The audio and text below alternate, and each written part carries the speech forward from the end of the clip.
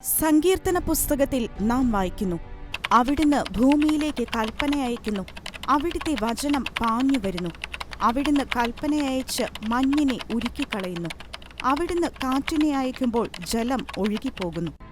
2018 പ്രളയസമാനമായ ഭീഷണി കേരളത്തിൽ വീണ്ടും നിലനിൽക്കെ പ്രകൃതിയുടെ മുഴുവൻ നിയന്താവായ ദൈവത്തിൽ നമ്മുടെ ദൃഷ്ടി ഉറപ്പിക്കാം. 2018 സമാനമായ സാഹചര്യമാണ് ഇപ്പോൾ സംസ്ഥാനത്തുള്ളതെന്ന് സംസ്ഥാന ദുരന്ത നിവാരണ അതോറിറ്റി അറിയിച്ചിട്ടുണ്ട്. 5 ദിവസം അടുപ്പിച്ച് കേരളത്തിൽ പല ജില്ലകളിലും അലർട്ടുകൾ നൽകിയിട്ടുമുണ്ട്. കേന്ദ്ര കാലാവസ്ഥാ വകുപ്പ് നൽകിയ നിർദ്ദേശങ്ങളനുസരിച്ച് ഓരോ ജില്ലകളിലും മുന്നൊരുക്കങ്ങൾ ശക്തമാക്കിക്കൊണ്ടിരിക്കുകയാണ്.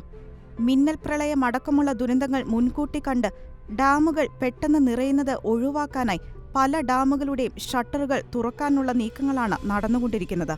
കേരളം മറ്റൊരു ദുരിതത്തെ മുന്നിൽ കാണുമ്പോൾ ദുരിതമുഖത്തുള്ളവരെയും രക്ഷാപ്രവർത്തകരെയും പ്രാർത്ഥനകളിൽ നമുക്ക് ഓർക്കാം. പ്രാർത്ഥനയാലും പരസ്നേഹ പ്രവർത്തികളാലും ആവുന്ന വിധത്തിൽ നമ്മുടെ സഹോദരങ്ങൾക്ക് കൈത്താങ്ങാകാം.